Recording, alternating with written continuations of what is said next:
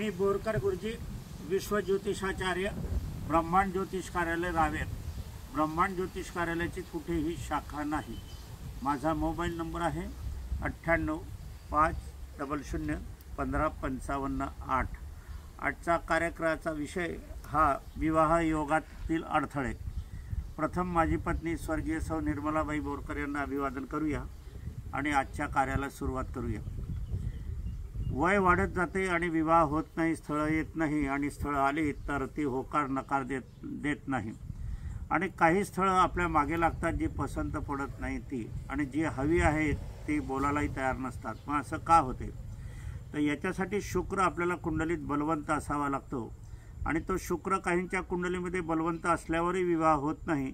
त्यावेळेला आपल्याला काहीतरी दोष असतो आणि तो दोष कुठला आहे हे बघण्यासाठी आपल्याला जन्मकुंडलीची आवश्यकता असते।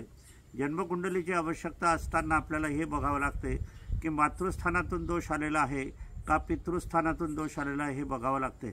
आणि हे बघत असताना आपल्याला हे पण बघावं लागते की मातृस्थानातून दोष आला तर आपल्याला त्याचं निवारण कसं करता येईल त्याविषयी पण आपल्याला ज्योतिष कुंडलीतून मार्गदर्शन मिळते। पितृस्थानातून दोष आला तर त्याविषयी आपल्याला मार्गदर्शन हवं ते मिळते आणि त्या दृष्टीने आपल्याला उपासना केला तर नक्कीच विवाह होतो, याबद्दल वाद नाही। आणि हे असं बघत असताना आपल्याला हेही बघावं लागते तर बहुतांशी कुंडलीमध्ये मी जे विलंबाने विवाह होतात त्याच्यासाठी मातृपितृचे दोष जास्ती कारणीभूत असतात। एखाद्याचं आपण जर बघितलं तर वडील वृद्धाश्रमात असतात, त्यांचे विवाहाला अडथळा येतात। काही वेळेला आई वृद्धाश्रमात असते, त्यांचे अडथळे येतात। काही वेळेला आईला घरी ठेवून आणि मग मुलं सुना किंवा इतरत्रचे जे काही अविवाहित आहे अशा व्यक्ती ट्रिपला जातात, सहलीला जातात आणि मग तो आईचा रोष त्यांचा कारणीभूत आपल्याला पडतो। असा हा बघत असताना आता नुकताच आपल्या रावेर परिसरामध्ये 30-40 लोक आपल्याला मृत्युमुखी पडलेले आहे नेपाळमध्ये।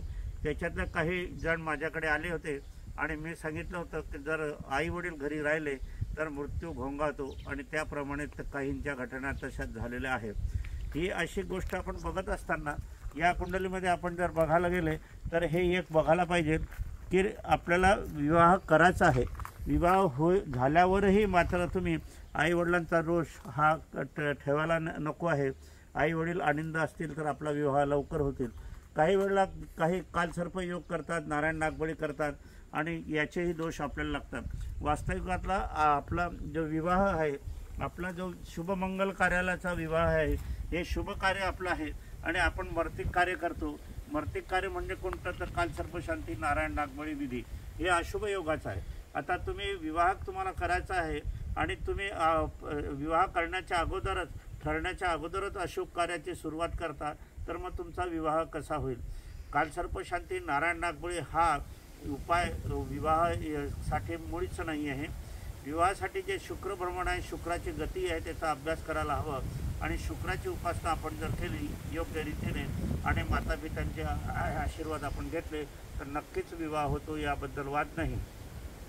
ज्यांना कोणाला माझ्याविषयी मार्गदर्शन घ्यायचं असेल त्यांनी रावेरमध्ये येण्या अगोदर तुम्ही मोबाईल करूनच या। माझा मोबाईल नंबर आहे 9850015558।